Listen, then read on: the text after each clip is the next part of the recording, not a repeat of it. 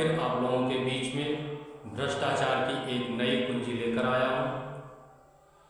हर episode में हमारा यह प्रयास होता है कि हम आप लोगों को भ्रष्टाचार से जुड़ी उन नवीनतम जानकारियाँ आप तक पहुँचाएं और ये भ्रष्टाचार की शुरुआत कहाँ से होती है यहाँ तक हम आपको पहुँचाने का प्रयास करते हैं।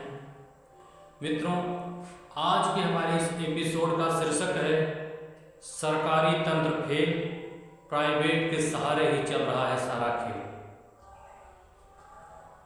आप देखेंगे सारे एडमिनिस्ट्रेटिव पावर के जितने भी न्यायालय हैं, चाहे वो जिलाधिकारी का कार्यालय हो, चाहे उप जिलाधिकारी का न्यायालय हो, चाहे अपर जिलाधिकारी का हो, तहसीलदार का हो, नायब तहसीलदार का हो, वहाँ सारे कार्य प्राइवेट बाबुओं के सहारे ही चल रहे हैं। सवाल ये उठता है कि अगर ये सारे काम जो भी विधिक पब्लिक से जुड़े काम हैं, यानी मध्यस्थता के कार्य हैं, वहाँ आप हर कार्यालय में प्राइवेट बाबुओं को ही पाएंगे। सवाल ये उठता है कि अगर ये सारे कार्य प्राइवेट बाबू ही कर लेते हैं, बगैर वेतन भोगी लोग कर लेते हैं, तो फिर इतने कर्मचारियों की सरकारी नियुक्ति करके उनको अनावश्यक 50,000 से 1 लाख रुपए महीने देने की आवश्यकता क्या है? अगर जब सब कार्य प्राइवेट ही कर रहे हैं, उन प्राइवेट को ही नौकरी पे क्यों नहीं रख लिया जाता?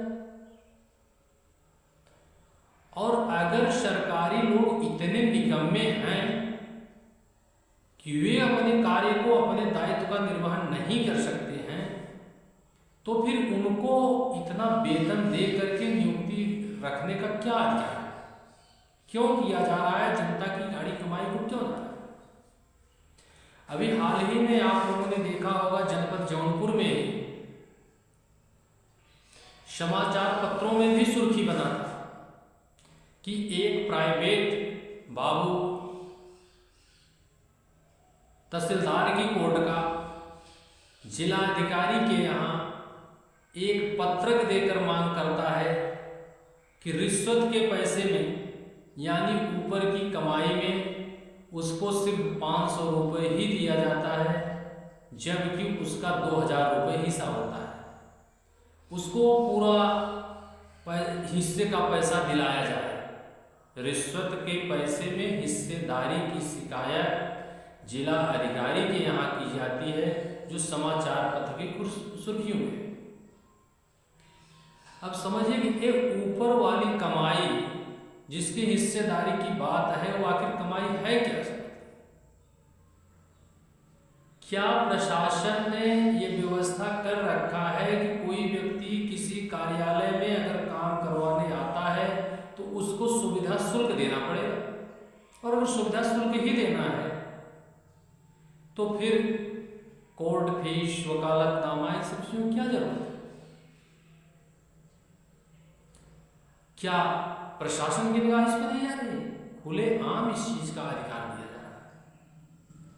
किसी भी कोर्ट में आप नायब तहसीलदार की कोर्ट में चले जाइए, तहसीलदार की कोर्ट में चला जाइए, अगर आपको तरमीम बैनामा आपने लिया है, उसकी तरमीम करवाना है, वरासत करवाना है, तो आपको प्राइवेट बाबुओं के सहारे ही काम होगा।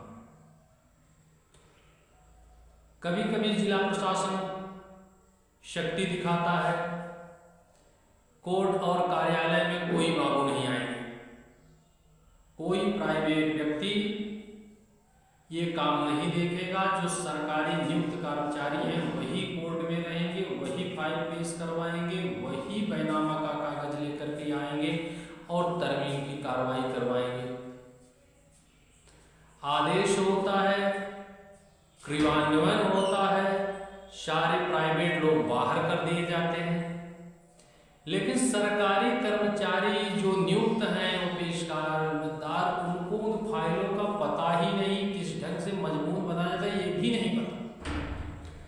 तो मजबूरी में, और सौदा भी पब्लिक में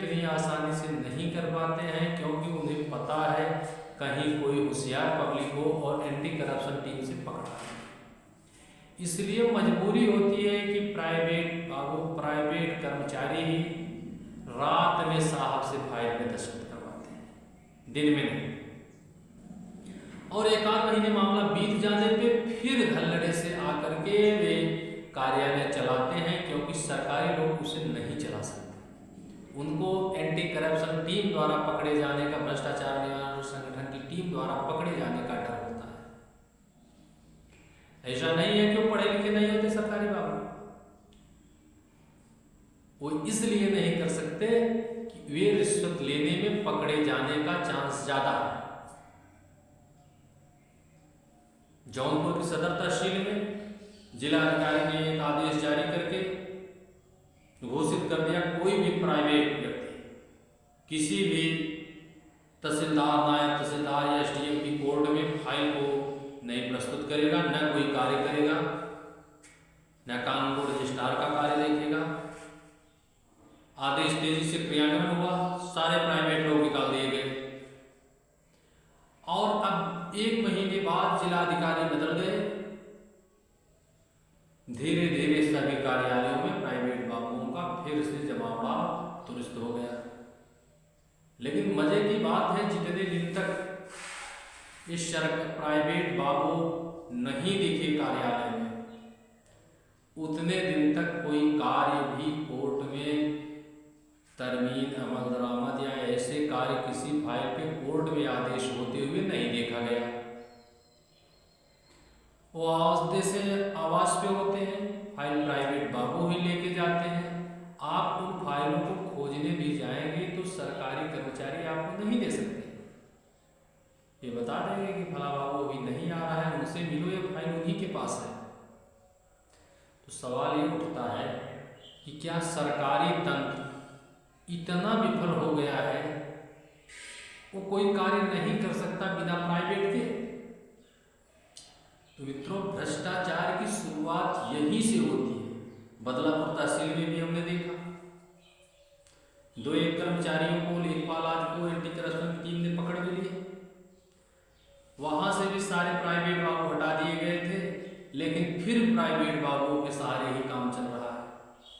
अगर प्राइवेट बाबू अगर इतने कुशल हैं तो सरकारी लोगों को इतना वेतन क्यों दिया जाता है? भ्रष्टाचार की शुरुआत यहीं से होती है। आप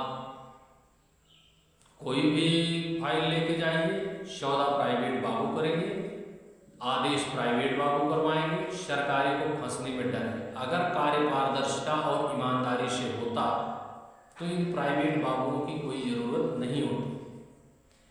इसीलिए कहा जाता है कि अफसरशाही सरकार पर हावी हो गई है।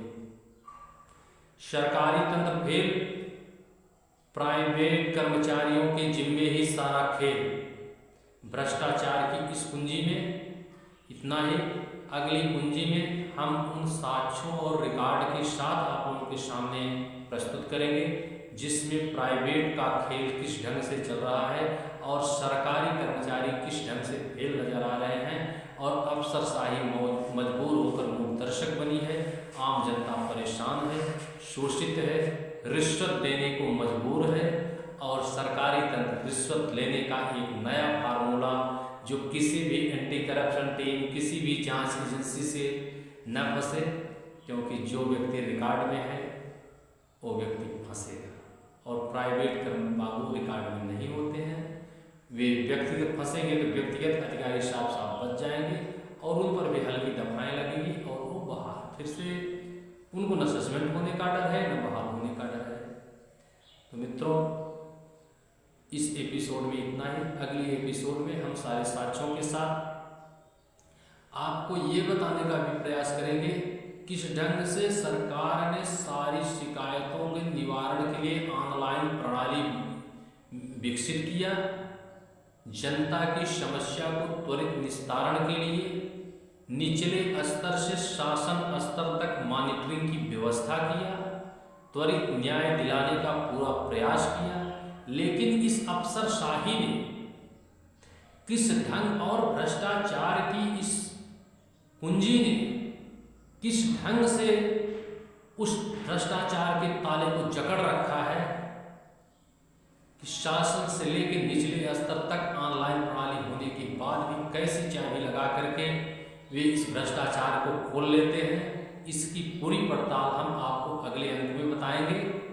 तब तक के लिए नमस्कार, जय हिंद, जय भारत।